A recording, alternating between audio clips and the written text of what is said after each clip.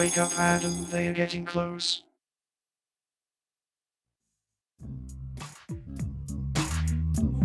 I don't know what I'm doing, but I might be just a little crazy. Look beneath me as I'm moving.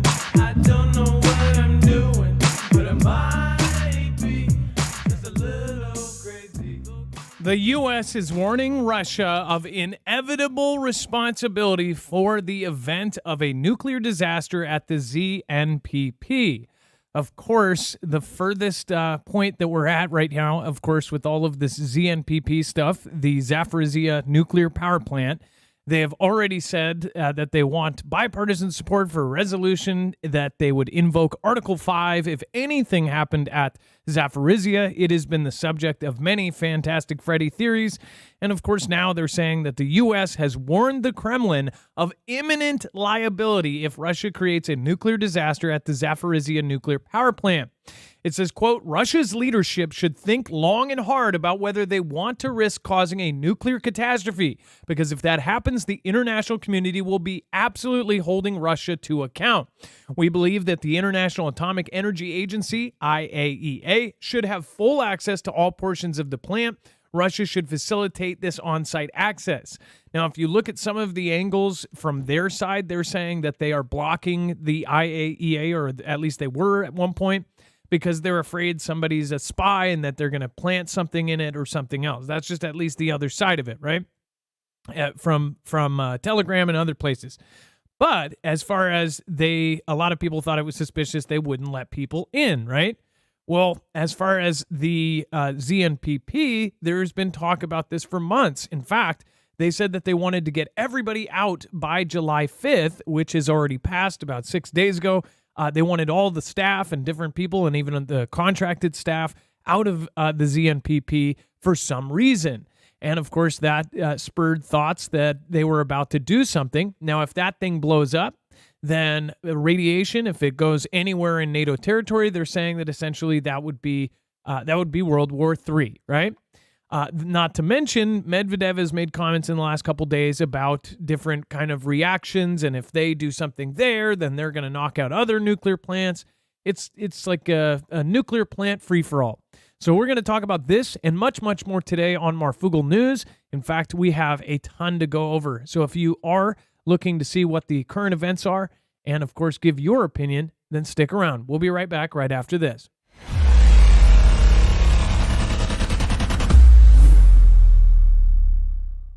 Nothing in this show should be considered legal, medical, or financial advice. The views of the callers can differ considerably and do not necessarily reflect my opinion, Dex's opinion, or anyone else who works with the show. You should always do your own research and consult with professionals. The internet is full of fake news, so please take everything with a grain of salt. If you have not already, it helps us out if you end up going through any of our affiliates, and it helps you out if you end up protecting yourself against cybercrime. NordVPN is one of the best and one of the easiest to use. If you do not have a virtual private network, it protects your IP address, which is your online identity, which actually connects to your real address and everything else. It also connects to you. If you know anything about how they are data logging and basically getting your profiles down, you can prevent that by having a VPN. Nord is, again, one of the easiest. Download it. It's like an on switch and off switch. All you have to do. Go to marfooglenews.com/VPN. Not only will you get a giant discount on this, but you will also be helping us. I appreciate your support, and I appreciate everyone that goes through any of our affiliates. Can't say thank you enough. Crazy. Look beneath me as I'm moving. I don't know what I'm doing, but I might be just a little crazy. All right, what is going on, guys? It is Adam, a.k.a. Marf, and this is Marfoogle News. Today, we have a lot to cover in a short amount of time. Welcome, Foogle fam. Thank you, OG Marfia, that are already in the chat. Thank you guys for showing up. I really do appreciate you. And, of course, if you are new here, remember you can always go over to marfooglenews.com and find a full bibliography of every single article, tweet, video, picture, document, plus a whole lot more. In fact, when you go for today's thumbnail, the ground beneath Chicago is shifting, you will see that there is a full source list. So you have everything at your fingertips as far as what the sources for this show were, and then plus a whole lot more. There's overflow/web content that we'll talk about at the very end. So there's a lot there. Make sure to utilize it. And then, of course, also sign up for our email alerts. It is becoming more and more important. If you do have a creator that you watch, and especially a creator you watch every day, even if it's not me, if it's somebody else, make sure you check if they have some sort of email list, because things are getting spicy on the back end. So make sure to do that. That way, if anything happens, we can, of course, get a hold of you and tell you where we are. All right, let's bring in my co/internet brother, Dex James. What is happening, and how are you doing today? Well, hello, Adam, and hello, Foogle fam. I'm doing just fine. Also, make sure to check out marfooglenews.com/friends. You have all of our mods there. They're going to be down in the chat. They, of course, can answer questions, or if we end up pointing to a certain place, usually they can pop links in and direct you in the right direction. All right, let's, well, first of all, Dex, we've talked about how they've been spewing this BS about the ZNPP. Most people think that there's something, fishy here. And they, of course, had the dam break, which they said at that point, the ZNPP, well, first of all, ZNPP going all the way back to the invasion, we talked about this before they built the water bridge to the ZNPP, and how they were essentially, it was a huge deal when they first took it, and then they said that they were going back and forth and that shells were hitting it, and it was dangerous. They have used the ZNPP this entire time as something that's scary, right? Then, of course, Russia control of it, the IAEA, the sensors were gone, something that basically monitors this whole plant. Those were shut down or gone or whatever happened. Then, of course, they started about 3-4 weeks ago really going hard on this. Blumenthal and Lindsey Graham, bipartisan support, supposedly put this resolution forth that stated that if anything happened at ZNPP or any kind of nuclear disaster, any kind of radiation goes into NATO territory, that they would support an absolute invocation of Article 5, which would skip Article 4, just basically, hey, let's talk about war. And that was not received well by many, basically saying if anything goes over in the territory of NATO, they will invoke Article 5. They have also talked about how Zelenskyy basically said at around the same time, said that Vlad was planning on destroying it or making it go boom, and that it was going to be a Fantastic Freddy kind of event. You also had one of the lower end on the UKR intelligence say this, so it was all from the Ukrainian side that was saying that this was going to happen. Meanwhile, Russia said the exact same thing about the other side. They said they're going to do it, they're going to blow it up and blame it on us, this and that.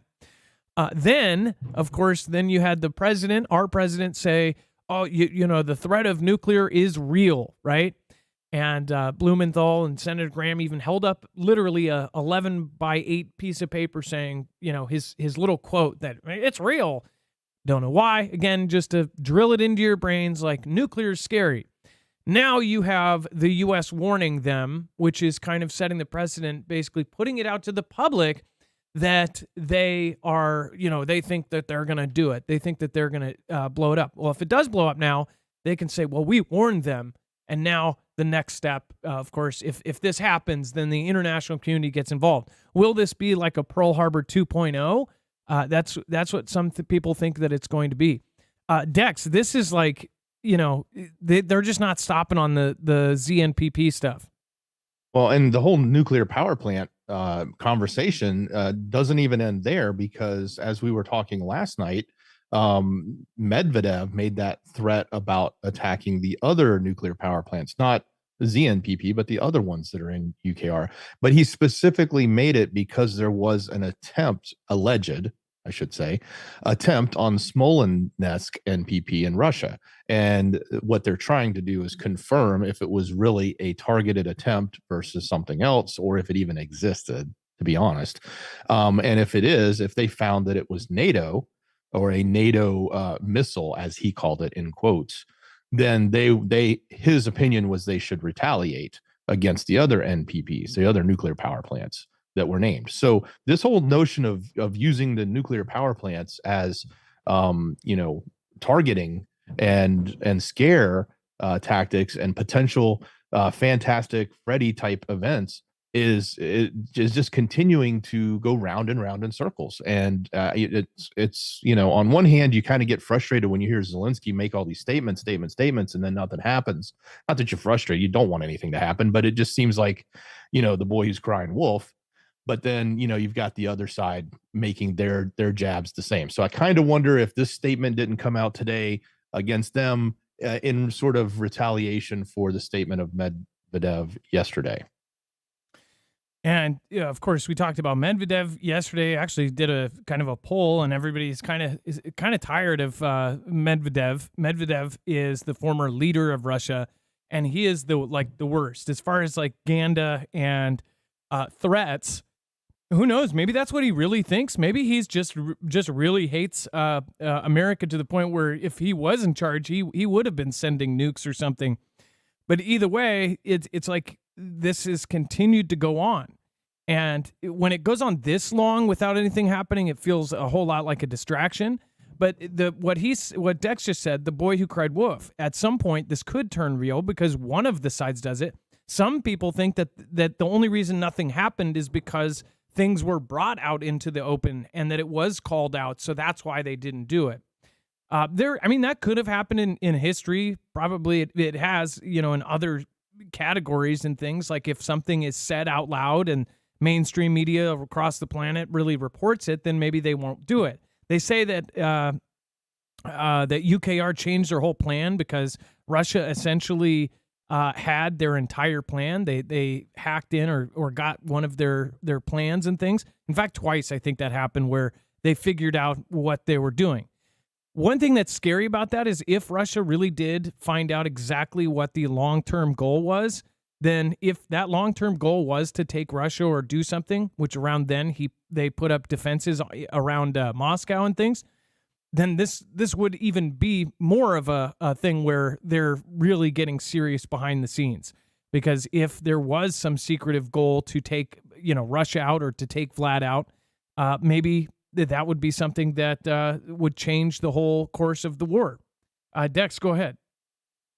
And for as much as we don't like the rhetoric from Medvedev and the fact that he was the former president, it's still worth understanding that he has a position and he is the deputy of the Security Council, where Putin is the chairman. So he is number two as it relates to the Security Council, and the Security Council actually advises the president, Putin, who's the chairman, on national security affairs and strategic interests and actions and decision making. So as much as we sort of go, he's just a mouthpiece, he's actually right there at the helm, so to speak, in the ear of Putin and making decisions or helping make decisions. And there's a good chunk of people in Russia and the media. The media agrees with Medvedev, or at least their mouthpieces that they pay to agree with him. They say the same thing. There have been clips all throughout this thing of their propaganda TV basically saying, we need to blow them out of the sky. And I say propaganda TV, specifically stating a couple of the ones that are like directly funded by the government. And again, we have ours, we have CNN, we have Fox, we have MSNBC, we have all of the mainstream news that is our propaganda network. So not saying that we don't have it, but of course theirs is in full support of even nukes in some cases. There's talking heads over there saying they support nukes. We have talking heads here, including Congress, that support a first strike capability, like us hitting Russia before they know it, right? We are, of course, involved in this heavily. This isn't even a proxy anymore, in my opinion, because we have American troops there. That, and especially the ones, or I believe there's American troops there. We know there were specialists, so you can technically say there was American specialists there, and you could say that there's U.S. troops that may have went AWOL from the Navy SEALs to go fight and volunteer there, but most of us kind of go, that's probably they're there on purpose and they're not actually going AWOL. But that's just my opinion. What's yours? Let me know in the comments down below. Carol, thank you for the super chat. I appreciate you, and thank you so much for supporting us over the years. I appreciate that. Carol, thank you, and thank you to start the show off. And then Mystery School, thank you as well. Thank you for the support, and thank you for sticking around for years now. I appreciate that. And then a few new people. Apocalyptic, thank you. The Lady Kara, thank you. And then Ricky, Daryl Davis. And then thank you, Celtic Warrior, for becoming a member. And a few others. Thank you so much. Let's see here. For William Texas became a member. And Ron Duke, Joe that you know, and Elmer Dane and ST Lane. Thank you for subscribing along with Hooney Lou.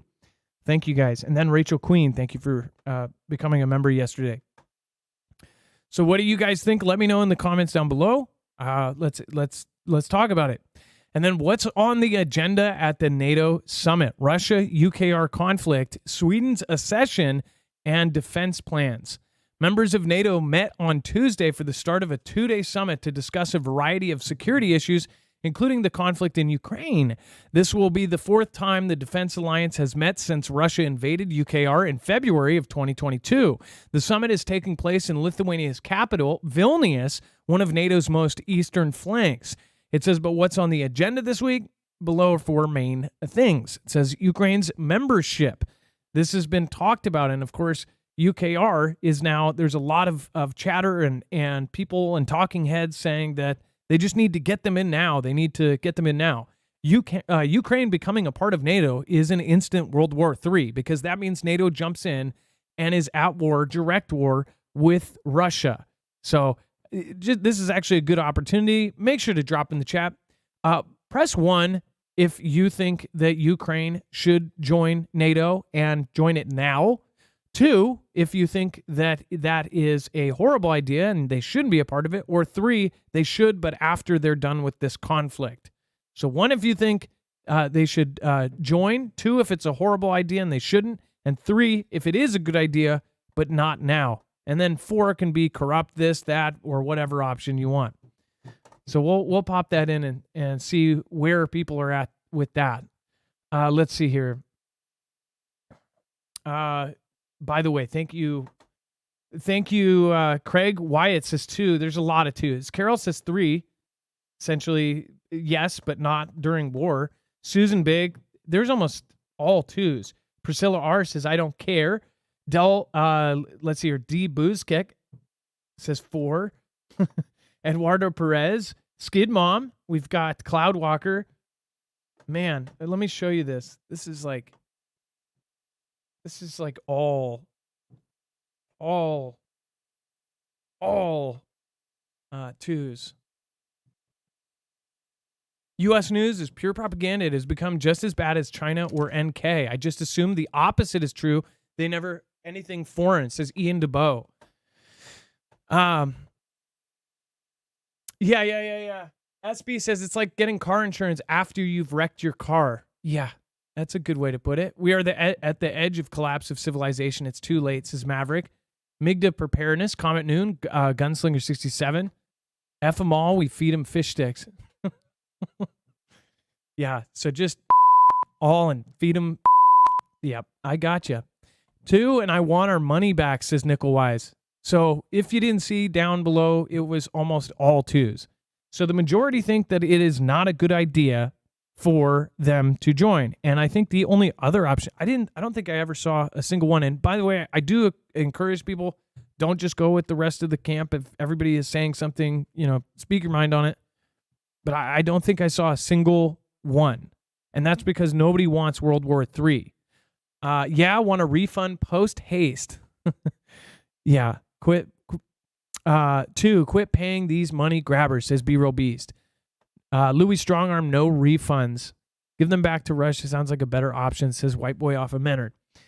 Redeemed, forgiven, sinner. The Kraken. Now let's, Sound of Freedom has released, get ready for some crazy stuff to distract. It's about to go down. Rip Curl. Hey, Rip Curl. Nice to see you. Bones. We've got 2 of our very awesome mods here. We've got Ilea. Says, good to see you, Bones. Hey, Ilea. Nice to see you. Truth, Iris in the desert with a horse with no name. I love that song. In fact, I forget which one. I think it was San Andreas. Back when I played GTA, just roll around playing that song over and over again. All right, Dex, go ahead. I had a couple of thoughts on this whole notion of bringing them in or not. If their goal was to potentially stop the conflict, then one option would be to bring them in immediately. And by doing that, you would then determine if, Putin is going to back down or move forward. The other thing I would say is, if a lot of people think that this is all orchestrated and we want to have a conflict, well, if we want to have one, then why aren't they doing it? They could actually make it happen overnight with an FF or with potentially bringing them in right away. So you sort of have to ask and think about, what is the strategy here? And by them saying, "Hey, we'll bring you in, but we'll bring you in after the conflict is over," and you've got the other side, Russia, saying, "We don't want them in, so all we have to do is prolong the conflict indefinitely, and they will never be in." So therefore, you've created this, scenario of an indefinite conflict that, what does it do? It feeds the machine being the military industrial complex.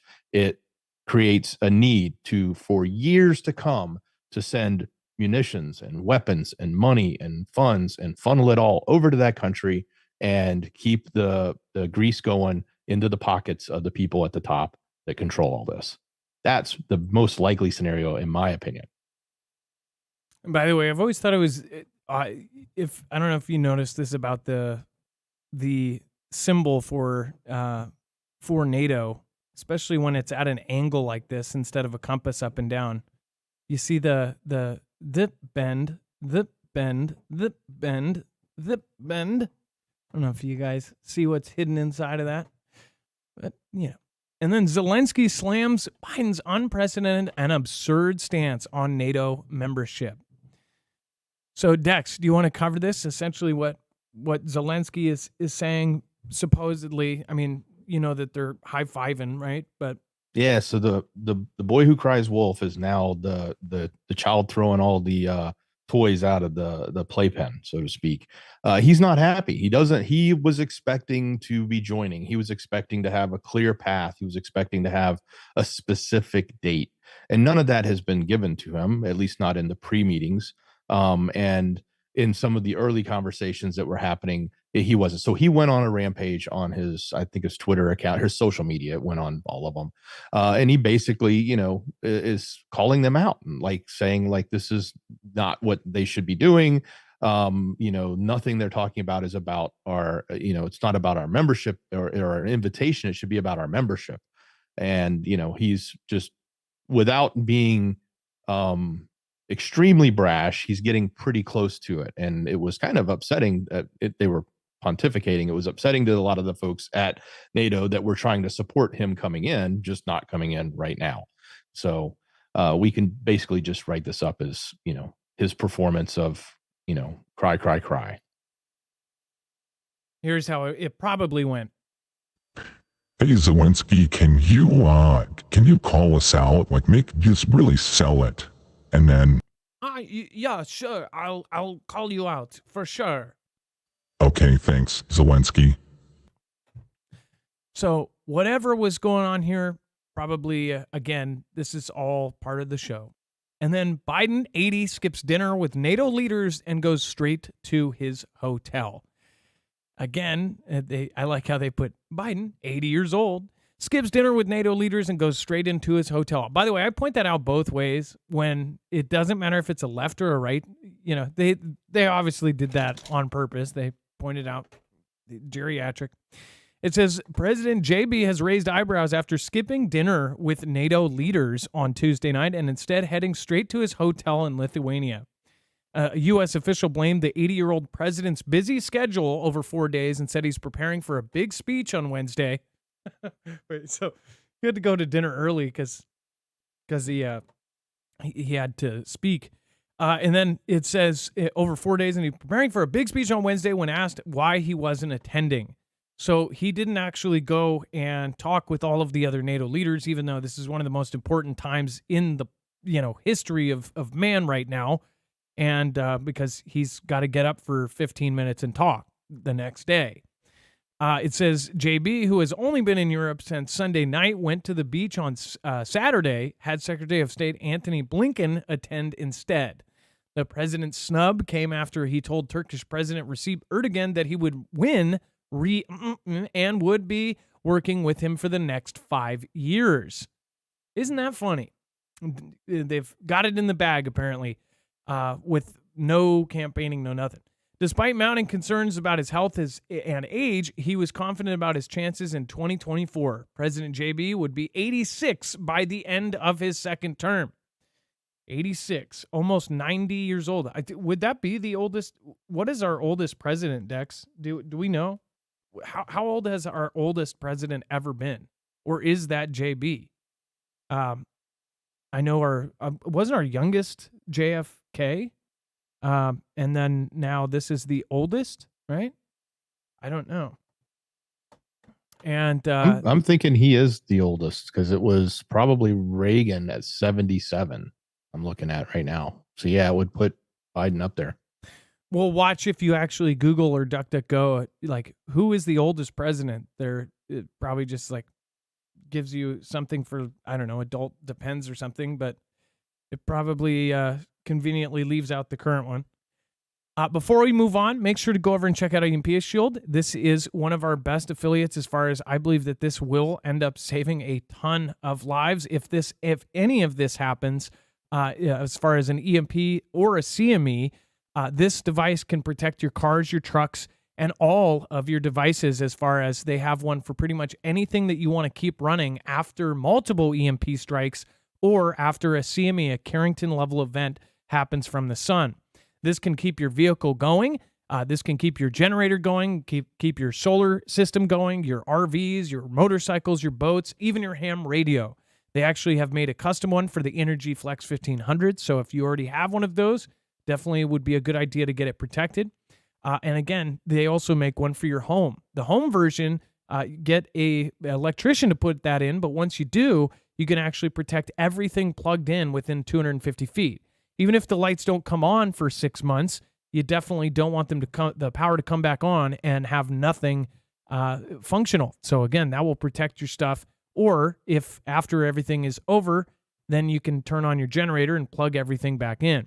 Go to marfugglenews.com/EMP. This is the same company that's outfitted agencies like DHS, DOD, and now they're on the DEMSO team helping protect the Texas grid. All right, and that's marfugglenews.com/EMP. And make sure to use the code MARF if you are going there separately. Again, this is something that helps our independent channel and reinforce the growth of us, and it helps us financially. So thank you guys. Not only that, you get a huge $50 off discount per device, and you get a 10% extra discount right now because they have the 4th of July sale that continued on. So they have a really, really great deal on that. You'll get essentially 10% plus $50 off per device.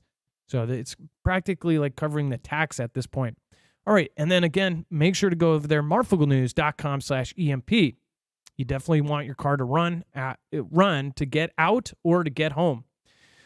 And then no champagne for Swedes at NATO yet, Prime Minister says. The champagne will have to wait. Sweden won a major breakthrough on its path to NATO membership this week when Turkish President Recep Tayyip Erdogan agreed to send Stockholm's application for parliamentary ratification in Ankara. But in the Lithuanian capital, where NATO leaders are gathered for a 2-day summit, the Swedish delegation is holding off of full-scale celebrations. It says, we thought that the champagne will have to wait until the ratifications are there. Swedish Prime Minister Ulf Kristersson told Politico in an interview on Tuesday with his team's commemoration of the milestone. So yesterday, we gathered in a conference room and had a beer together.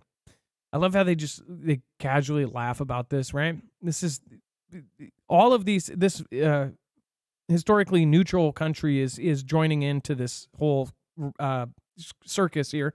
It says, if the ratification happens, the Swedish leader said, perhaps we'll have champagne. Oh, because it's such a great thing that they're joining NATO, given what NATO's whole purpose is, right? Sweden applied for NATO membership in 2022 together with Finland in reaction to Russia's invasion of UKR. But despite introducing legal changes to address Turkish concerns about Kurdish groups, Stockholm's bid stalled as it ran into resistance from Turkey and Hungary. As part of the deal announced Monday, Ankara and Stockholm agreed to create a new bilateral security compact to step up economic cooperation. It says, quote, we're really committed in the long term, the Prime Minister said, to fighting terrorism, fighting organized crime, doing things collectively. You notice how they threw that in there? They're fighting terrorism and they're fighting organized crime. Maybe they should be looking somewhere else. I don't know. Maybe everybody should be looking at the mafia never really went away. It just changed names. Dex, do you want to talk about Sweden's giant killer military is built for one thing, fighting Russia? Well, you got to think about it. Here's an interesting way to think about this. Very interesting article. They basically making the correlation that now that Sweden's joining, that will bolster the defense or the offense capabilities and strength of NATO, which is true. So think about it this way. Sweden has often, or for the longest time, been a neutral or tried to maintain neutrality. They did it throughout World War II. So, and a lot of people have contested that. But anyway, nonetheless, if you think about what they have done on their own defense is to prepare themselves for who they thought the biggest threat was, and the biggest threat to them would have been Russia. So they have been building a force and training a force specifically for that. It's not like they sat around and said, what are our plans to defend ourselves against the US invasion or against, France coming up and taking us. No, it was always about Russia. So they basically have built a very strong, or at least this article as it's written is describing them as being a very strong and powerful force.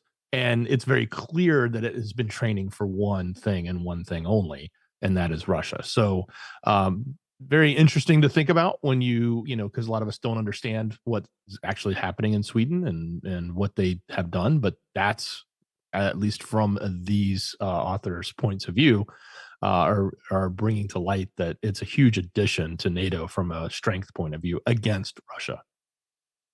And as far as if you are in Sweden, please let me know what they are telling you in your media, your local media. What is happening there? Email me, adam@marfooglenews.com. I'd love to hear what they are actually telling folks. I know that many of these European countries, though, are actually telling their people to prepare. In the U.S., we have this kind of false security. In my opinion, it's a false security that we're just the most badass big thing out there, so that we're untouchable. But again, we have talked about cyber, we've talked about satellite vandalism, and of course, we've talked about all of the different ways that they could hit us with backdoors and things like that. And with power and grid down scenarios and things like this. With Sweden joining, if they end up getting in really fast, this is going to definitely be a real big punch in the face to what Russia didn't want. And then, of course, now they're not only saying Sweden, but they're saying that, Ukraine is possibly going to get in pretty soon here. I think Sweden will get in relatively fast. I don't think they're probably going to milk for another 3 months of problems with Turkey or this or that. But I think it's going to be within 3 months, Sweden is going to be a part of NATO.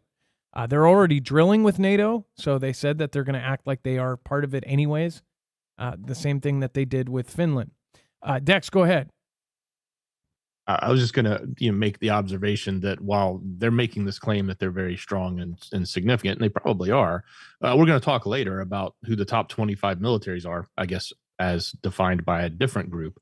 They're not in that list, so they're not that high up, but that doesn't discount them at all, especially the fact that they have a significant number of submarines and advanced aviation. So, yep, and it's very interesting to see who is on that list. And then, of course, thank you, Davros von Skaro. I don't know if you're still here. Thank you so much. Says, Vlad is a war criminal if he uses cluster bombs. Okay for U.S., ? Well, it's rules for thee, not for me, right? Priscilla R., thank you. Poca Loco over on D Live. We have Yobi, thank you. Skyhouse. Wiztikick, thank you. I think I say that right. Wiztikick. And then we have Rob, thank you for subscribing. Welcome. And as always, if you subscribe during the show, you will get a shout out. Thank you so much. And then Carol, thank you, and thank you. Brett Butler, Stiletto Czar. Nana of Montana, thank you. Rob Tromp. We have Hopkinson, thank you. George Doherty, Ron Duke, Bridge Ayers, and then, of course, Charles Moody, Zephyr, Jennifer Ellis, Colt Valentine, and Alma Kelly. Thank you. And Ollie Merch when motorificial. I don't know if that was a swear word. It's a very confusing name. And then we have, of course, Putin's Navy captain Stanislavski assassinated on morning run after launching deadly missile strike in Ukraine. A Russian naval captain suspected of being behind a deadly missile strike in UKR has been taken out, supposedly. Stanislav Rahitsky, 42, is believed to have been followed by an assassin who gunned him down as he jogged through the Russian city of Krasnodar. So, again, Rahitsky commanded a submarine that allegedly fired at the UKR city of Vinnytsia, killing 27 1 year ago. Among the victims of the submarine missile bombardment was tragic 4-year-old Liza Dmitrieva. She was in a pushchair with her mother, Irina, when they were brutally hit. Liza tragically perished, while Irina suffered horrific injuries. UKR First Lady Olena Zelenskyi knew the little Liza. That's a coincidence. One of the 3 children brutally taken out by the Russian strike from the filming of an earlier Christmas video. Dex, isn't that that's kind of odd that literally the First Lady happened to know this one, and that's because they filmed a Christmas video with them? That's like kind of like the odds are kind of nuts on that. Yeah, that the odds do sound nuts. They're also suggesting too, and this is coming from the Russian investigators, that he was tracked with I want to say it's Strava. That's one of the fitness apps or trail/running/biking type apps that you use on your phone. That they actually were using that and tracking him with that, and that's how they were able to find him. As far as, all of the mysterious perishing and the people getting taken out, it's just going to keep rolling. And then we have UKR's army liberates almost as much territory in 5 weeks as Russians captured in 6 months. So, first of all, I don't believe we know anything of what's really going on. I don't think that you have to take everything with a grain of salt, as we said in the first place. But from the people I've talked to, from the ex-military I've talked to, from the folks who actually know, they were in 2 of the battle zones during the last 6 months, they said that UKR is not winning like Western media says they are. And that the numbers are very skewed. And that's just from what I have heard personally from a couple people now. And I personally do not believe that they are doing as well as they say. But this is saying that UKR's army has liberated all of this space as much as Russia did in 6 months. It is sort of believable because you have NATO infrastructure and NATO there. But analysts on the Institute of Study of War, which I would love if somebody looked up like what funds that. It's a DC funded group, and it's headed by Kimberly Kagan, and Jack Keeney is a name you probably know from the board of directors, former United States Army general, and a handful of other names like William Kristol and even Joseph Lieberman, who I believe ran for Congress president at one time. And yeah, he was a congressman before, but I think he was a candidate in the past, among other names. Well, so it makes and David Petraeus sense. is on that. David Petraeus is on that board of directors too. So that's the thing. And when things like this come out, they go, oh, well, the Institute for the Study of War, said this. And then that's used as a stat, right? But what are they using for these stats? And it's not like I want Russia to be winning, but I just want the truth. And I think we get fed so many lines. And if they are winning, then that's not a good thing either. If UKR is pushing in and whatever else, if Russia gets cornered, that has always been a bad thing. In general, they have very, very strong allies with some of the scariest countries out there, as far as scary to us who live here. And if you live in the U.S., then you're part of the U.S. And if the U.S. is enemies of these guys, then you're an enemy of these guys, right? Same goes both ways, right? But it is pretty freaky that they, of course, right now there are so many differing opinions about what is happening. Whether they are winning or horribly losing, it's not a good scenario for anybody. I don't think. And then it says sources from both UKR and Russia have recently claimed that UKR is advancing on the Bakhmut front. It seems, and for me, and just as somebody who I understand that a lot of places can go back and forth. You can win a place, lose a place, this and that.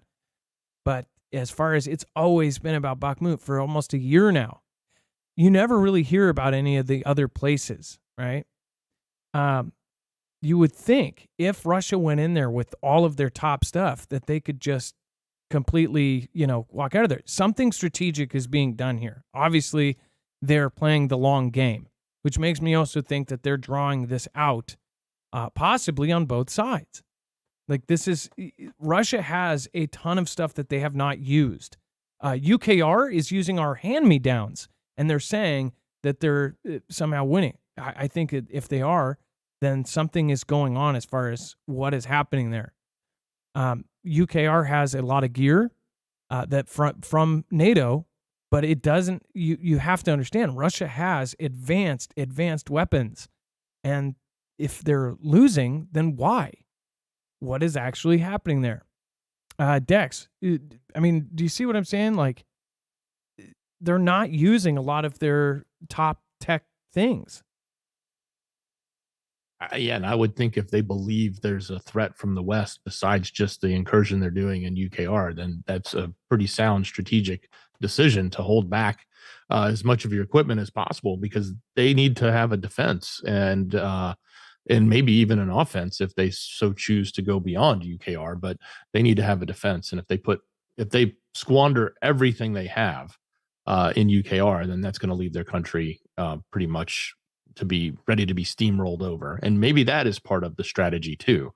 We talk about the long game, which I said earlier, as one strategy, which definitely helps the industrial complex. But, the other strategy could be is, can they deplete the resources of Russia enough that then they could actually stage something on their land? And the flip side is, could the same happen to the U.S. and to the West? Could we all have our resources depleted so much into UKR that we're weak, or someone else is weak enough that then something else happens, whether it be Taiwan or any other location? And it just seems prudent timing that yesterday JB accidentally admitted that we're low on supplies and we barely have any 155 millimeter artillery left. And it's like, it just seems like a big play. Like they're all doing their part. I talked about it yesterday and the day before about how essentially, if we think that America is just completely failing and doing a stupid job and they're being a bunch of morons, then that's probably some three-letter agency making us think that. You have to realize, like, this is all some sort of they can control what people think and what people are saying. And that's a scary thing to think about, like, that our reactions are probably being planned out as well. When they say that these countries are doing 4D chess, that means that they're not only doing the action, they have think tanks. It's so crazy. The governments of the world have so much money. They can plot things out and think tank it out at every step of the way. Part of every operation they do, they've got think tanks and simulators and things going on at all times, wargaming it out to how people will respond.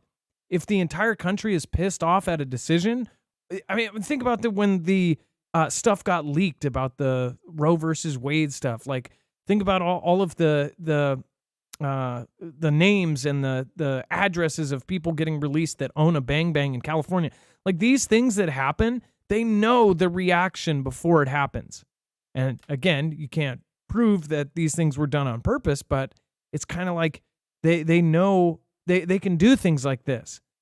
If you saw the show House of Cards and thought that was like, so outrageous, then think again. Like, this kind of stuff happens on a daily basis. That's my opinion. What's yours? Based on its own array of geographical data, ISW has determined that since the start of the UK counteroffensive on June 4th, UK Air Forces have reclaimed about 253 square kilometers of land. The review clarifies that UK Air data differ from ISW data due to different approaches to calculations. And before we talk about the world's most powerful militaries in 2023, I do want to remind you, if you do want to have a backup for power, make sure to go check out marfooglenews.com/energy, INERGY, and check out the Flex 1500. And of course, right now on a super sale is the all of the remaining X2s. They make these in batches when they get the lithium. Lithium is high demand and in low supply. These are the most, in my opinion, these are the best solar generators on the market. But they are also one of the most reliable. In fact, the new tactical is about to be used in the SBR Phase 2 contract for the U.S. Army. So the Air Force Research Laboratory just helped them design the Flex Tactical, which if you haven't gotten one of these it lined up, then I'd highly recommend it if you do want the best of the best. These can be expanded. Again, the Flex 1500 can actually be expanded up to 96 batteries. So you can either go with it portable and walk out the door with it with a couple of batteries and put it in your truck, or you can end up building an entire wall of batteries. This one you can expand, you can modify, you can change its overall performance. It's really, really cool. But if you want something that's just all in one package, that would be the X2. And right now, it is on a very special sale. This isn't just like them putting it on sale. They have the rest of this batch, and they're putting 15% off on these, and you get that on top of our discount. So it's actually a stacking discount. This is really, really an amazing unit because it's a UPS right off the bat. I guess the only downside is beyond dual linking, you can't make a whole wall of them. But again, with two of these, this would be pretty much, or even one of these would be good for RVers, van lifers, or somebody who just wants, just a basic solar generator that does everything that you don't have to figure out. I mean, like, this is as simple as it gets, and it's very, very powerful. With two of them, I think that most people could get by in houses. But again, with RV and van lifers, this is the way to go. Go to marfooglenews.com/energy. And again, this is actually good for everybody because it is a portable unit. It can do it all. All right. And then that's marfooglenews.com/energy. And again, that's code Marfoogle. All right. And then the most powerful militaries in 2023. And funny enough, Sweden is not on there. Global Firepower's 2023 military strength ranking lists 145 countries in order of their overall strength. The ranking considers factors including the amount of military equipment and troops each country has, as well as their financial standing, geography, and available resources. It uses these factors to generate a power index score, with some closer to 0 indicating a more powerful military. So down at the very bottom is Germany, which we actually talked about before, how they were talking about it. And it's kind of crazy considering Germany is now at the bottom of the list. It says, 25th overall with power index score of 0.3881, Global Firepower ranked Germany in the top 20 globally in areas including total aircraft fleet strength, helicopter strength, and its total armored fighting vehicle fleet. It said that as of January 2023, Germany had around 601 aircraft, 266 tanks, and 287 helicopters. Then it goes Thailand. Then it goes Taiwan. So Taiwan is actually above Germany now. Saudi Arabia, which is we don't really think of much. Spain. Then we have Poland down there on 20. Vietnam. We have Israel, which I was actually surprised they weren't higher on this. Iran is actually higher on that list, also surprising. And then Australia, Ukraine, you have Egypt, which I was actually really, really surprised that they were that high.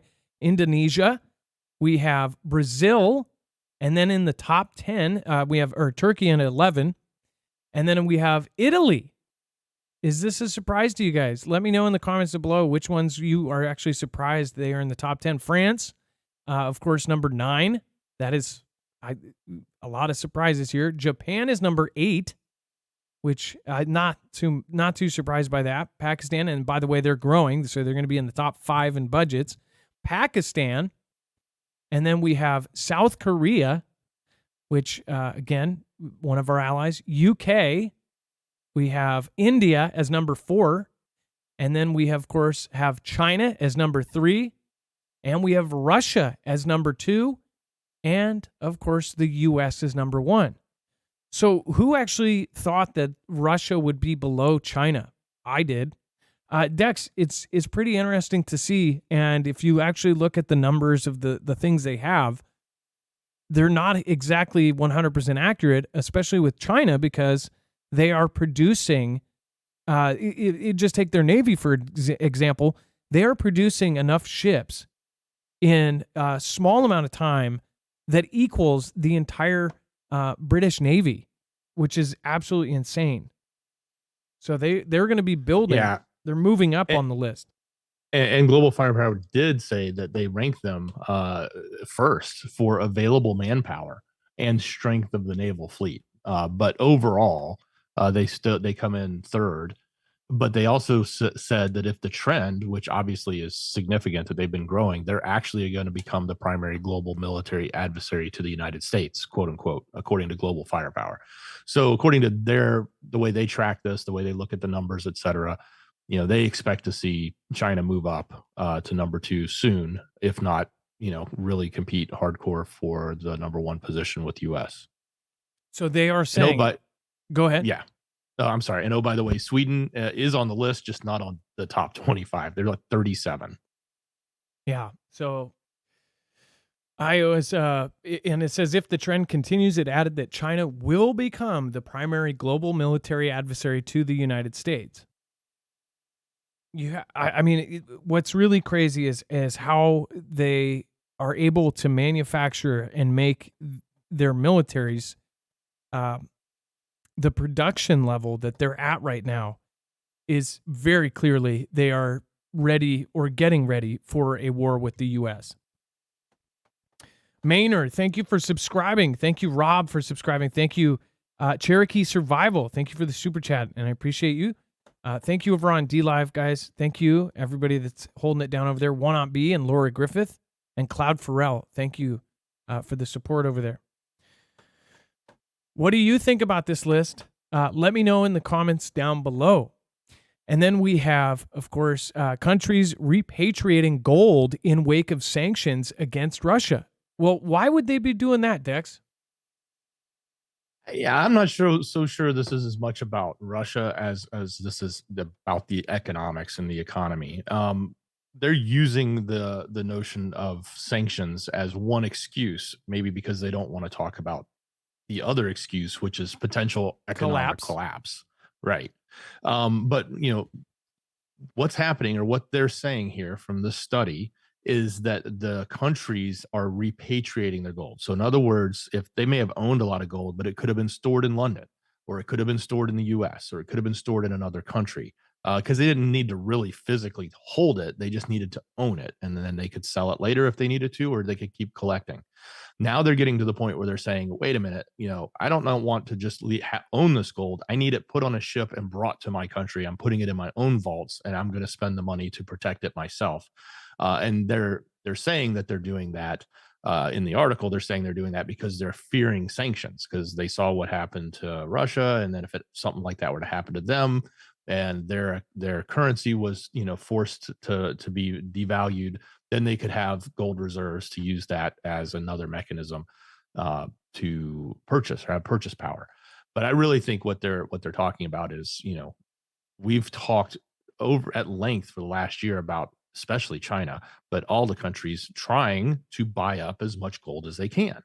And why are they doing that? Well, that's because they need that fixed asset that's extremely valuable, that has very little fluctuation, especially against currencies, and it gives them an extra layer of security of wealth for their nation. So not only were they buying it, now we're hearing they're repatriating what they've already bought. So if they bought it and they've had billion of gold sitting in a London vault, they're asking for that to be shipped over to whatever country owned that gold and bring it into inside their country's borders. So I have a feeling gold is going to go up, but that's not financial advice. But if this is happening, if you have looked at kind of the space where they talk about financial collapse and where they have a lot of the experts in this field have predicted, and some of their kind of chaos theories and their kind of their end of the road theories as far as everything falling apart. This has been in a ton of those theories.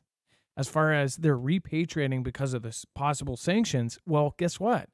What if all of the countries end up saying, hey, we want our gold and we want to physically hold it? Some believe that the places that hold it don't exactly have it. This would be a very, very bad thing. Everything could go to crap really, really fast. So there's a good reason why a lot of preppers actually stock and cash gold. So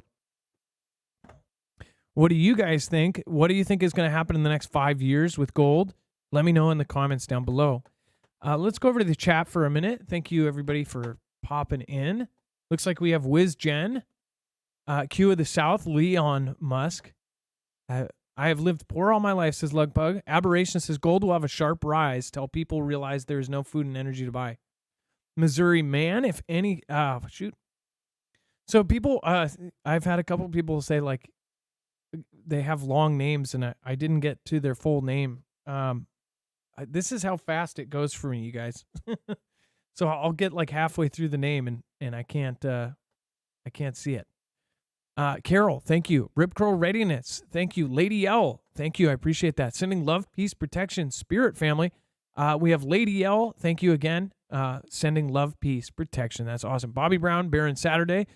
Let's hear. We have Dillinger, thank you so much. Rick Johnson, only one way. Mr. Doshan, hi.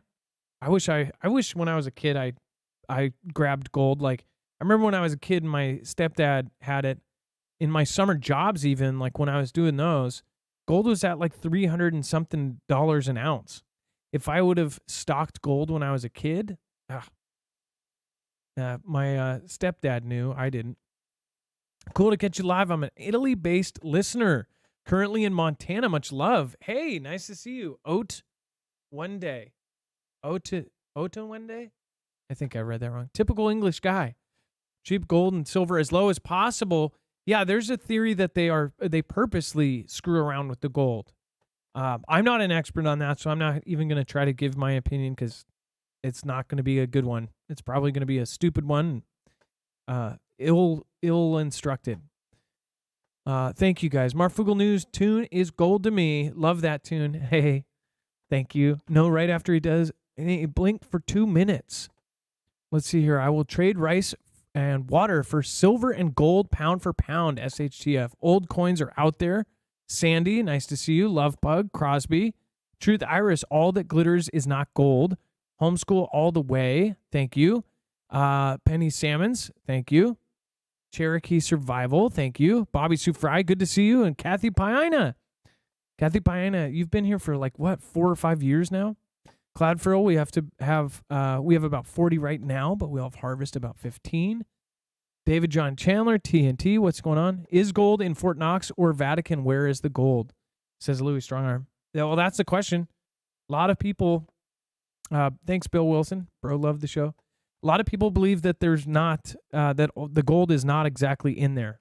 So that's a scary thought, that they have dealt with it and done other things with it.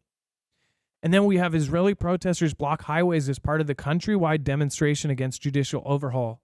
There's been protests and demonstrations across the world, and it's starting. I think people are getting to the breaking point, which, funny, I just saw something right before the show. People's signs said, where did CV go? And it's been like the last week. Everybody's like, all of this stuff is going on. Nobody has talked about CV whatsoever at all. It's just gone. It's like, just gone. Where did it go? Don't know. But thousands of Israeli protesters took to the streets on Tuesday and blocked highways leading to Jerusalem, Haifa, and Tel Aviv as part of the countrywide demonstrations against the government's planned judicial overhaul and has divided the nation. The demonstrations came in the morning after Prime Minister Benjamin Netanyahu's parliamentary coalition gave initial approval to a bill to limit the Supreme Court's oversight powers, pressing forward with contention's proposed changes to the judiciary despite widespread opposition. The legislation is one of several bills proposed for Netanyahu's ultra-nationalist and ultra-Orthodox allies. The plan has provoked months of sustained protests by opponents who say it is pushing the country toward authoritarian rule. What country isn't pushing towards authoritarian rule? Dex, what country isn't? I don't think there is one. Yeah. Well, and these protests here are gonna, this is not the first. Obviously, we've covered them each step of the way as they've, wanting to push back against Netanyahu's, bills that they're, especially the judicial overhaul being the biggest one. But yeah, like you said, this stuff's going on around the globe, but more specifically, this one was a big one in the sense that they tried to stop, marching down the interstates. They were trying to, get as much of attention as they could. And there was a lot of people that turned up. So, and they did end up making arrests and going in and smashing in. And then Vermont braces for catastrophic flooding disaster as dam near the capital Montpelier could fail. So this could potentially be a big story here, depending on what happens. I have covered many of these where they end up figuring something out beforehand. Everybody covers it for a couple days, and people really it's covered all over the place. Like something's going to happen, and then they figure out some sort of solution. So I'm hoping and praying for that because for anybody that is actually there, I'm hoping that your houses do not get flooded, and I'm praying for you that this doesn't happen. It says the capital of Vermont, Montpelier, is cut off and bracing for catastrophic flooding disaster as officials warn nearby dam could fail because of tidal wave rains that dropped 7 inches in less than 24 hours, with another deluge on the way. As torrential downpours swept the wider Northeast this week, Vermont was labeled as the, quote, highest risk state by the National Weather Service, falling 7.33 inches of rain recorded in the capital on Monday up to 9:30 p.m. Further showers came overnight with more on the way, the service warned. President JB also declared a state of emergency in Vermont and ordered federal aid to bolster local rescue efforts. So it is, again, insanity.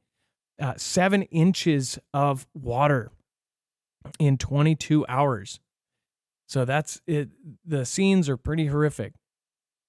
And then shocking footage of the crisis hit shows water cascading down major roads, submerging houses and vehicles in its wake. Residents have also shared images of the damage dealt to their home, including one home with floodwater rising all the way up the staircase to the first story. But it can get worse. He added that the people in the at-risk areas should go to upper floors in their houses because of limited evacuation prospects in some parts, as police have closed dozens of roads. If water exceeds capacity, the first spillway will release water into the North Branch River.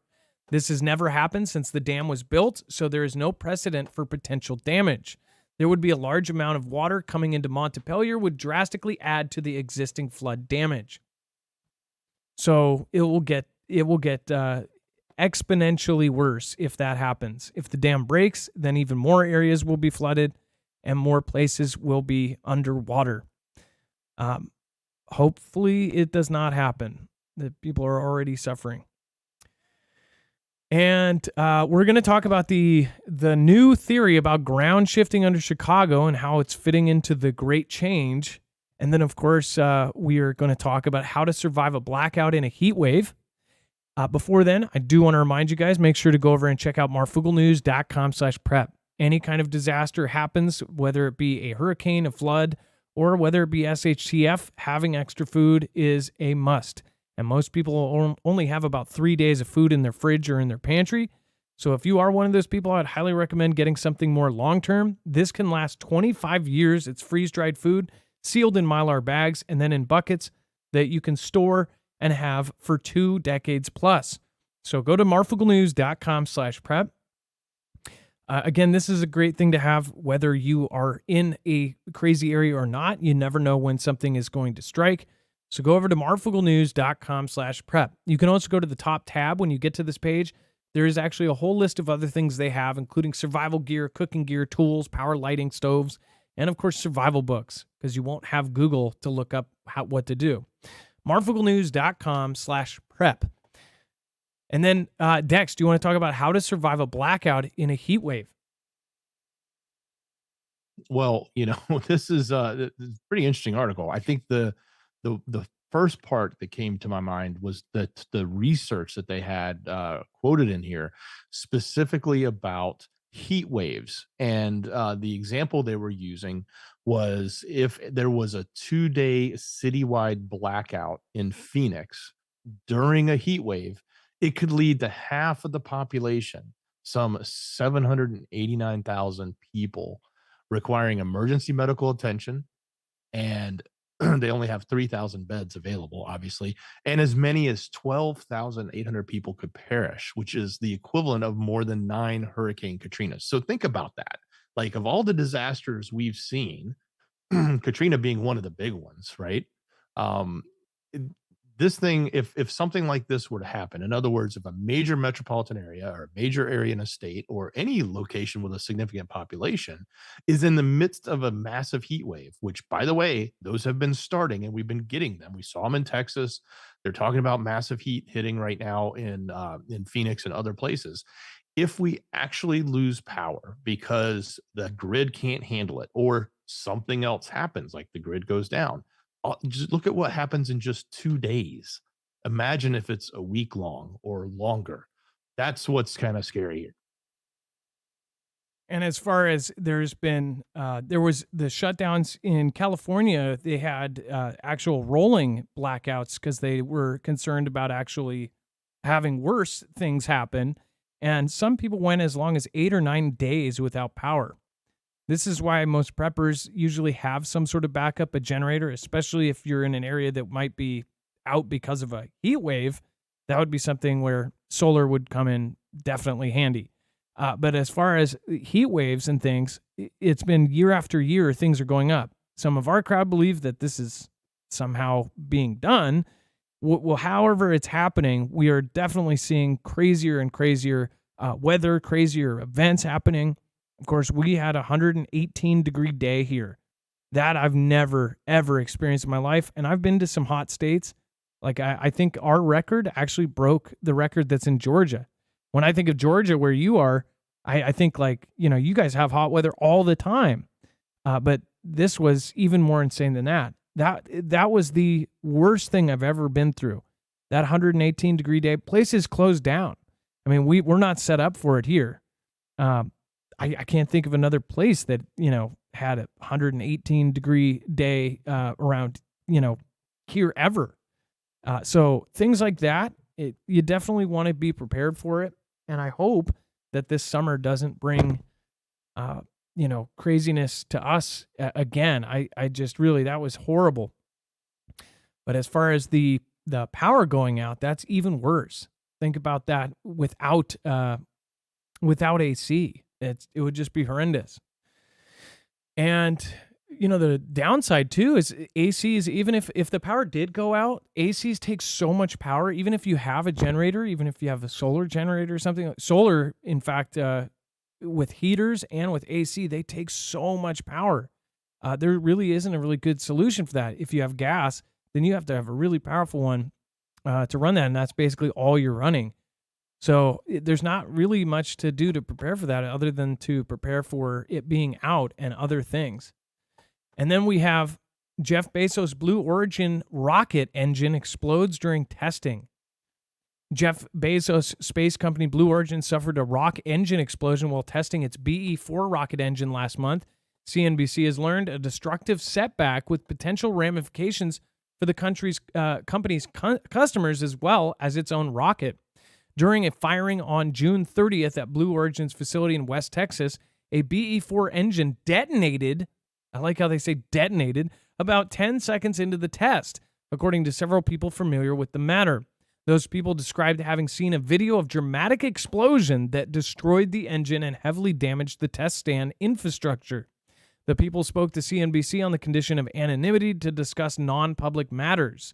The engine that exploded was expected to finish testing in July. It was then scheduled to ship Blue Origin's customers, United Launch Alliance, for use on the ULA's second Vulcan rocket launch, those people said. A Blue Origin spokesman said in a statement to CNBC on Tuesday, confirmed that the company, quote, ran into an issue while testing Vulcan's Flight Engine 3. No personnel were injured and currently assessing the root cause. That's kind of like when Elon Musk said that it was a slight anomaly when the human pod literally got blown to smithereens. It was pretty funny, actually. They said, yeah, ran into an issue. How many of you will be the first to ride on their consumer end space flights? Not me. I like being in one piece. I won't be riding any Titan subs or any Blue Origin rockets anytime soon. And then we have CFPB takes action against Bank of America for allegedly charging junk fees, withholding credit card rewards, and opening fake accounts. This is exactly what happened, and I'm pretty sure it's almost the exact scenario that Wells Fargo did. Opening accounts in people's names and then charging junk fees. Dex, is this not like a straight-up replay of history? This is exactly what Wells Fargo did, is it not? It certainly sounds that way. I don't know what the actual actions were the same, but what they're suggesting here is that they would allow, if your bank account say dip below zero and they charge you a $35 fee for doing that because of one transaction, they would allow that same transaction to try to hit again, and they would charge you an additional fee on top of it. And that double dipping is one of the things. Then they also had this other scenario where they were opening up credit cards for customers in the customers' names, and these were done by sales representatives. Now they're claiming that this was old in the sense that they had disbanded this. I don't call it a group, but this practice that they were doing, and these incentives that they had that were not forcing, but were incentivizing bad actions from the employees to do this. But they were doing it basically to get a bunch of commission. Like the individual employee at Bank of America would be like, well, I open a bank account for this person. I might as well turn around and just click a few buttons here and open a credit card for them too, because I'm going to get paid more if I do that. And then the customer gets a credit card in the mail later. And they didn't really ask for that. They didn't actually say, I want a credit card. They just came in to get a bank account. So all of those actions that are happening are, it's going to cost them. It's not a lot of money in the big scheme of things. Like, this is nothing. It's a drop in the bucket. 100 million. Bank of America, but they're going to pay back 100 million to the people. And they're going to pay a $90 million penalty and another $60 million penalty. One of those goes to CFPB and the other goes to the OCC. Yeah, which is the Office of the Comptroller of Currency. Nobody's going to jail over this. Like, that's insane. This is if there's $100 million involved, that should be prison time for a ton of people.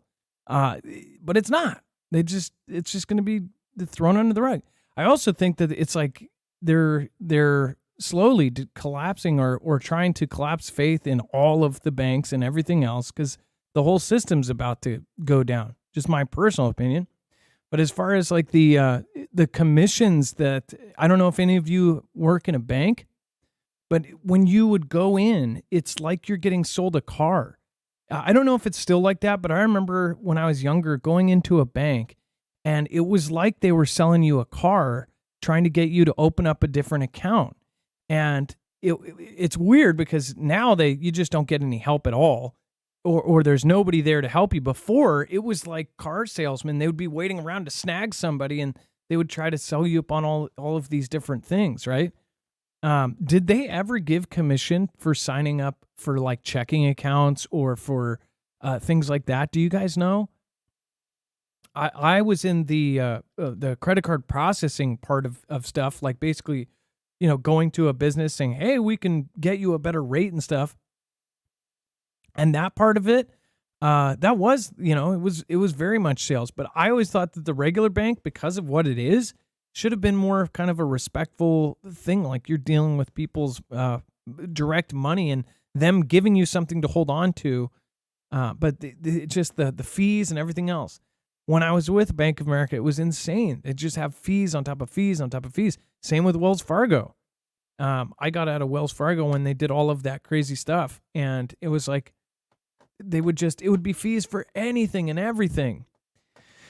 And of course, some of the times they would give it back because they were screwed up nasty fees for no reason.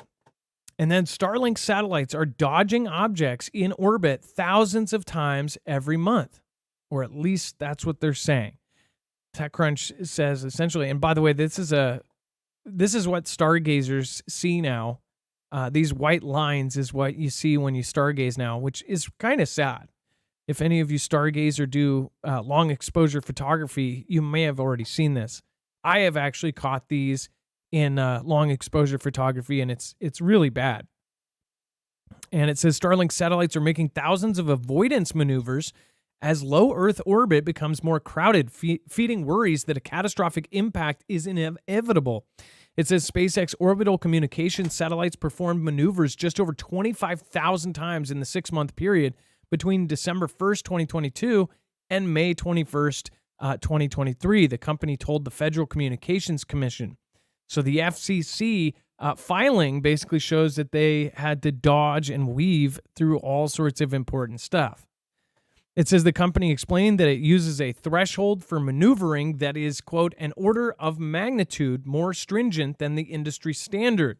SpaceX's satellites move when the probability of a collision is greater than 1 in 100,000. Well, NASA and other industry firms use a threshold of 1 in every 10,000.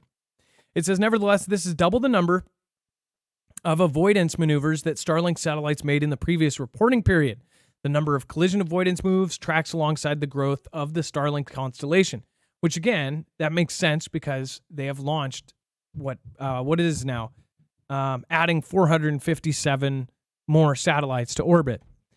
One thing I think of it is when they do get this full grid around the planet, it's going to suck for anybody that does photography. I do space and astrophotography, and I already have a problem trying to get long exposures because of these things. There's huge lines, and you spend hours to get it, and it basically ruins it. But yeah, even worse though, if they crash and come flailing down to Earth, or they crash into a very important satellite. When it would get really bad though is if multiple got hit. And then heat down below is making the ground shift under Chicago. So, by the way, just want to point out that there is kind of a second narrative to this, and people are starting to get frustrated because this is actually being attributed to some sort of the Great Change type of thing. Dex, do you want to explain why this is getting bunched in with the Great Change? Well, the study that was done by Northwestern University is suggesting that the bedrock underneath all of the buildings has warmed 5.6 degrees Fahrenheit on average. So that's scientific information. That's interesting by itself. If that and the heat they're suggesting is coming from something, and we'll talk about that in a moment. But the fact that that's happening, and then these buildings or the ground is sort of shifting because of it, that's also interesting, right? Now the question comes, where's the heat coming from? And why is it there? Why is it increasing? You might ask, is there something underneath causing it? Is there something beside it causing it? Well, what they're telling us, at least in this study, is they're trying to tell us that it's coming from the actual buildings and the sub portions of the buildings. Think of it like a basement of a gigantic building. A lot of them have parking garages in there. They park underneath the buildings, and that all of that construction, the building itself, the cars that park underneath it, the fact that there's this massive, huge underground building there is what's raising that temperature. And they've actually coined this new term, and they're calling it underground blah blah blah change, underground change. So of course, let's stick the moniker on here with everything else. But I guess the interesting thing, so let's set aside the fact that what they're doing from a political point of view on here. It's interesting though, because they're suggesting that this is probably happening in a lot of other cities that have large buildings. If their theories are correct, that it's actually because of the buildings and because of the humans and what we do there, whether it's park cars or build stuff or put equipment down there, et cetera, train tunnels, sewers, electrical cables, all those things generate heat. And if it's heating up the ground, that can have an effect on the bedrock or the foundation that all these cities and buildings are built upon. I, we talked about it yesterday, and with like a pole shift and similar kind of things around what is going on with the earth and what is going on with animals and how animals are beaching themselves. Sharks are coming into areas where they're normally not. Some people believe that their natural GPS is kind of off, but also about, we've talked about in the past sinkholes and other things. Uh, Part of the crazy part of some of the cataclysm theories is that the actual tectonic plates and under us, and that things are constantly moving, things are happening. We talked about a few months ago when they said that the Earth's core had stopped, supposedly, or a part of it had stopped, and that it might even be moving backwards.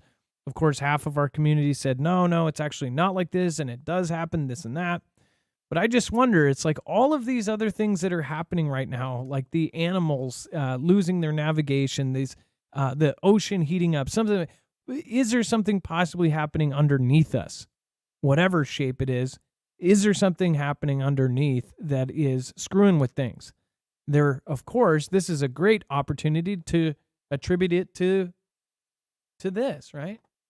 To attribute all of it to, the change. Don't know. But something about it just kind of makes me scratch my head. What do you guys think? They're saying that the ground is shifting. Is this going to continue? Are they going to say this in other cities? And is this going to be a thing of the future, right? They're sinking. Travel with Dan, thank you for the huge support. Thank you, Adam and Dex, Marfoogle crew. Decided to subscribe to be more in tune with you. Thrive and survive. Peace. That rhymed. Thank you, Travel with Dan. And he became a member. Thank you so much, Travel with Dan. And then Merlin says, I wonder what is really below Earth. Now we know we have structures. It was funny. I was just watching the one of the Skinwalker Ranch things and how they do those crazy drones that can see underground and they would see voids underneath. What do you guys think of Skinwalker Ranch? I think maybe in the beginning it used to be something, but the more I watch it, the more I think like they're just like, it's like the paranormal shows, and I'm not trying to hate on anybody that likes the shows, but where they're like, oh, I heard a sound. Oh, did you hear that? I totally heard that. And they'll have like a spoon on the table and be like, oh my gosh, the spoon's silver now. Whoa, it wasn't silver like a second ago. Or they'll, oh, did you hear that?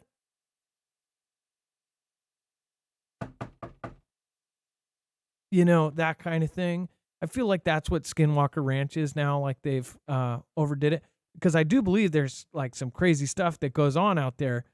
But then beyond Skinwalker Ranch, that show is like they're just like pushing it. They're just they realize they've got a show that can get good ratings, so they're just kind of pushing it. One thing I don't get is how they always sit at the table. And I haven't watched too much of it, but I watched enough of it. Like, oh my gosh. Where they sit around the table and they basically spend half the show talking about the first half of the show, and everybody's like, wow, yeah, it's oh, definitely crazy, UFP, blah, blah, blah. At the same time, you can't stop watching the dang thing. What do you guys think about it? Let me know in the comments down below. Miss Dragon, thank you for being a member for 2 months now. It says, much love to everyone from East Washington. I think that's really cool that when you hit the milestones, it actually kind of lets you get a message out. That's cool. It's kind of like a built-in super chat. Thank you. Thank you, and thank you. Dex, as far as shifting ground and shifting wars and shifting poles, there is all sorts of stuff going on. But now let's talk about the crazier stuff that's going on, the overflow in web content. That's right. Let's don't go anywhere, folks. I'll give you the rest of the headlines, the rest of the story. And if you want to dig deep, you have the option. All you got to do is go to marfooglenews.com and click on the thumbnail for the show, or click on that show notes link down below in the description. It'll take you right here. You can see all the sources to everything we just covered and talked about, and you can get to this yellow bar that says overflow. This is the rest of the story. So everything else that we didn't put in the show, couldn't get in the show. Some of the stuff's a little too controversial. But hey, on that topic of change, it's just like when you're looking at news today, for some strange reason, there's a lot around that topic. But one of them or two of them, one is Florida's ocean temperatures. So they're saying it's down, quote unquote, downright shocking, the temperature they're at. And they're also saying that Canada has seen its farthest north 100-degree temperatures. And of course, that's not good as we think about the wildfires that are going on up there as well. Hey, other things that are happening, Musk, the obligatory let's bash Musk. So now they're going after him for something that he was building with Tesla, a glass house. So I guess they're going to throw some stones at it. You can check that out. Bud Light, they're talking about its position now. It's like 14th place. They're, begging consumers to buy the product now. I think you can pretty much get like a rebate coupon and almost get it for free at this point. There's an interesting thing about coming out from, of course, one of the political sides, but talking about how the three-letter agency, the FBI, has violated American civil liberties. So if you're curious about that, I know a lot of people are curious about that because they talk quite a bit about the actions that organization has allegedly taken amongst things that happen around our political spectrum. That's there. Speaking the politics, we've got it covered. Everything from T-Man to MTG, even Tuberville's in the news for some remarks he was making. And then, of course, DeSantis, although it seems like they want to tell us DeSantis is fizzing out. But look, nobody knows anything at this point in the game, in my opinion. But if you're looking for all that coverage, we got a lot of it there. So go take a look. Even some updates with what's going on in the Supreme Court. So all that's there as well. Some other stuff. Hey, one of the Manson people was released from prison, Leslie Van Houten. So if you're interested in more on that. And then additional updates on that BBC story we sort of briefed on yet last night about the trafficking issue there, or the no stuff going on with young people that shouldn't be happening. And then this is an interesting one. A lot of folks, and maybe you guys are doing this too, they got this new coin for it called sleep divorce, where you sleep in different rooms from your spouse. I don't think they really mean divorce, but they're saying that more than a third of Americans actually sleep in different rooms, whether it be to get a good night's sleep, or they have snoring issues or other things, or maybe they just don't like their spouse. But anyway, interesting study, that and so much more. Didn't even give it all to you. It's on the website, marfooglenews.com. Click on the thumbnail for the show, or click on that show notes link down below in the description. I don't think that's something new. My grandpa and grandma always slept in completely different parts of the house because my grandpa snored so loud. And then my my uncle and his wife also did the same thing because my uncle got my grandpa snoring. So I think that's mostly because of snoring. But yeah. I bet I'd be kicked out if I didn't have a CPAP machine, I'm sure. Well, or there's the temporary sleep divorce when you do something bad, and should put like a plaque on the couch for that. So, well, thank you guys, and thank you everybody. Thank you to the mods. Rip Curl was here. Thank you, Ilea. Thank you, and of course, Bones. Thank you for being here. Thank you, Chance. Thank you, Jammer. Thank you everybody that made it tonight. Also, make sure to go over and check out marfooglenews.com/friends. Thank you, Cloud Farrell says they are all sick from the shots. My family is. That was a very Yoda-esque. I'm sorry about that. I'm praying for you. Cloud Farrell says we own to the other side of the earth is round. And then Kimbria, Poco Loco, thank you so much, Love Pug. I thank you, everybody that made it over on Rumble. Rumble is growing. Thank you so much, everybody that is popping in there. Thank you, guys. And let's see here. Thank you, and thank you to Lori Oder for the super thanks on the last show. And then Alex O'Brien, thank you for the super thanks on the last show.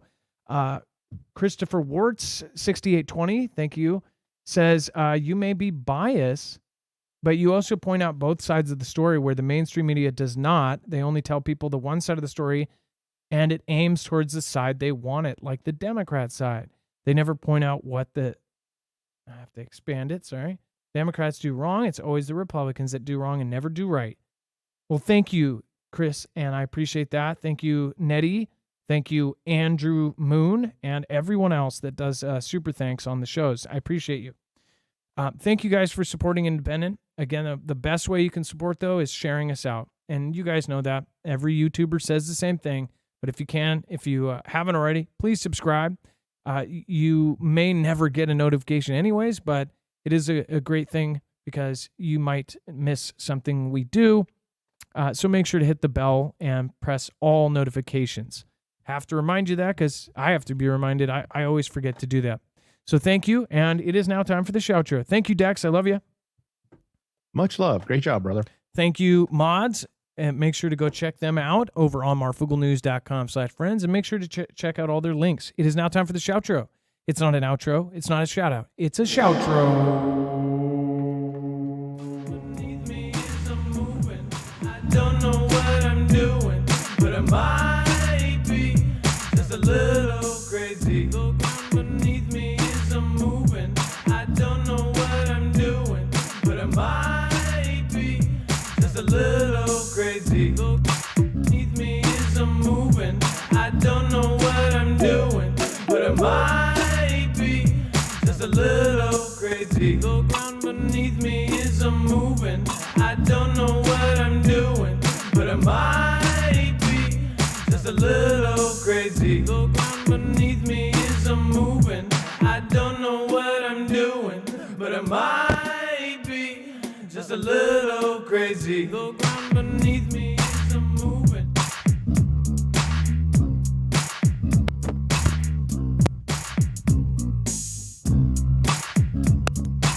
Moving.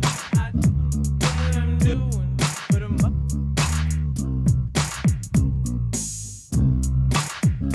It looks like Travel with Dan is our top supporter tonight. Thank you, Travel with Dan. Thank you. You also became a member. I appreciate that. Travel down highway, I say highway.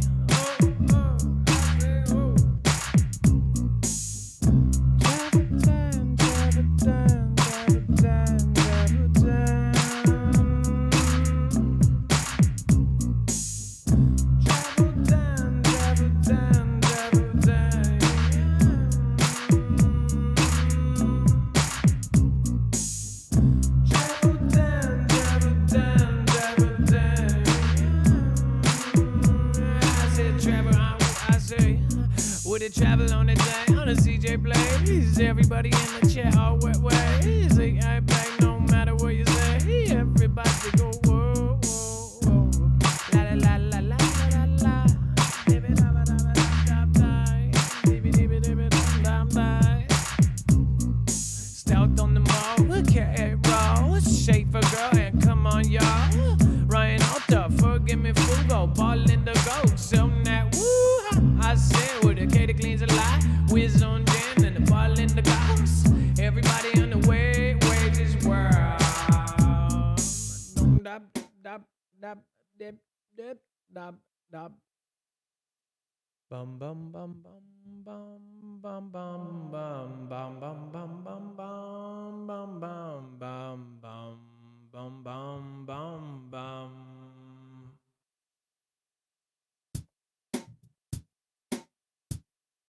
Bum bum bum bum bum bum bum bum bum bum bum bum. Bum bum bum bum bum bum bum bum bum bum bum bum.